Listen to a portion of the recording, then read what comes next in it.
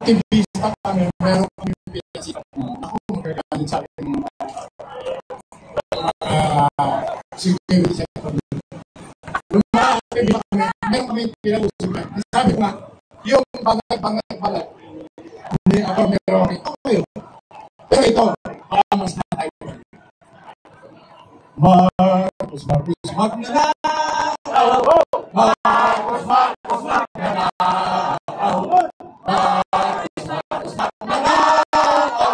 Magnanakaw si Marcos! Marcos Magnanakaw! Marcos Magnanakaw! Marcos Magnanakaw! Magnanakaw si Marcos! Magandang pagbawi ng bayan mula kay Kapite Caramon Mabuhay! Ikaw na, brother. Kapite, dyan ka muna at mag-summarize ka mamaya. Brother, pala, ikaw ang sunod dito upang mabuhay din ang dugo at aming mga paninindigan dahil may mga batang tumataloy ang paninindigan sa hanay na ito.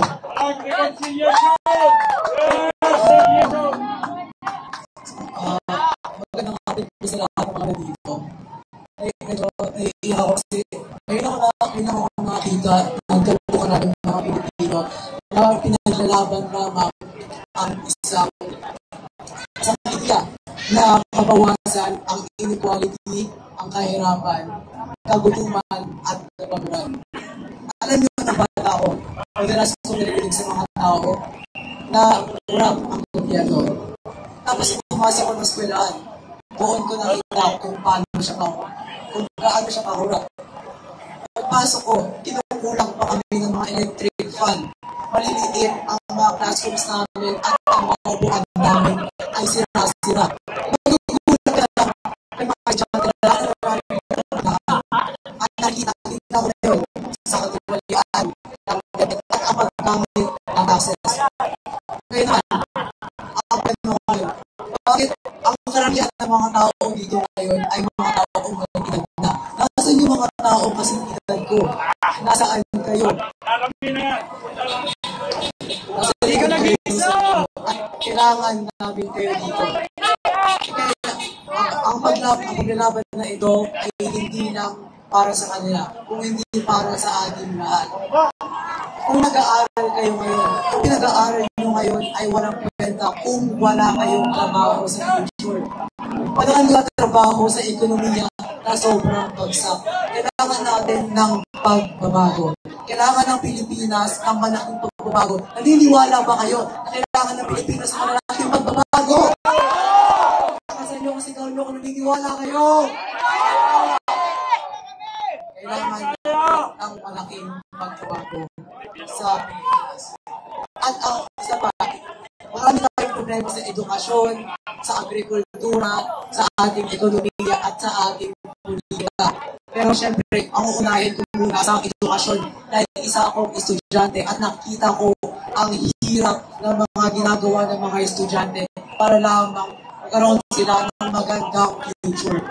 Alam natin ngayon sa mga estudyante, kaya wala kayo dito ngayon kasi pinupuno nila kayo ng mga homeworks, mga works na alam nyong hindi gagamitin sa future.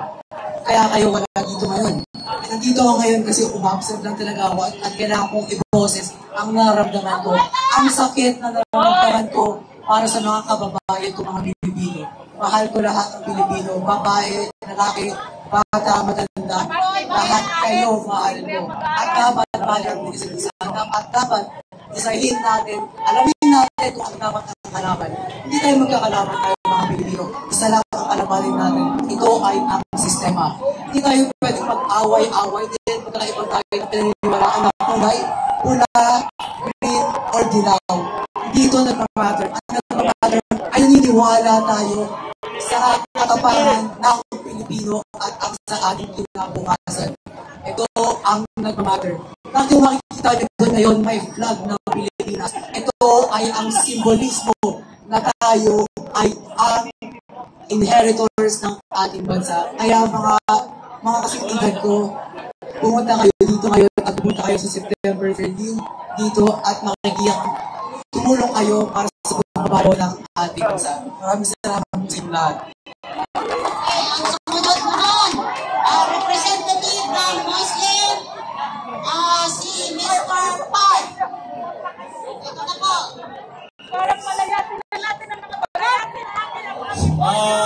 Magandang hapon sa ating lahat, mga Pilipino! Unang-una sa lahat, mga kapatid kong Pilipino, tayo ay nagtipon-tipon dito, hindi kagaya ng mga ibang grupo na sinasaktan, tinatapunan ng basura ang mga kapulisan natin, mga kapatid.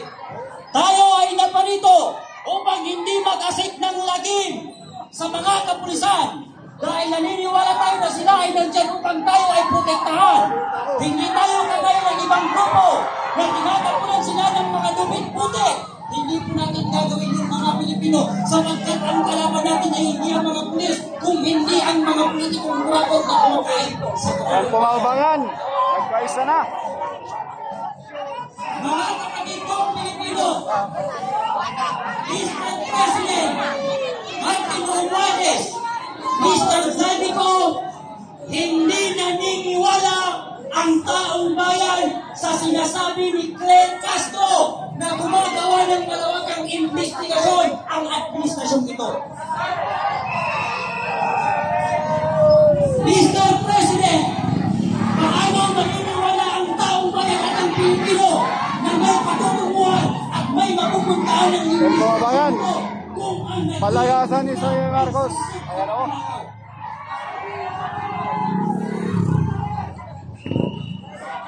Nakakapagtaka mga Pilipino sa pangunguna ni Senate President C. Escudero at ang Gloricon kay Bande Marcoleta na paamin nila si Vizcaya na kasabwat sa pagnanakaw si Martin Romualdez at si Zaldico. Pagkatapos pinatawag si Congressman Toby at sinabi ni Congressman Toby na kasama si Zaldico at si Martin Romualdez sa pagnanakaw ng bis ng bayan.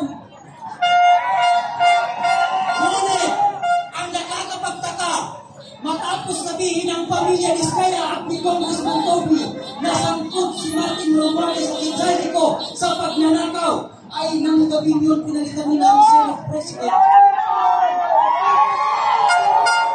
Bakit kaya pinalitan?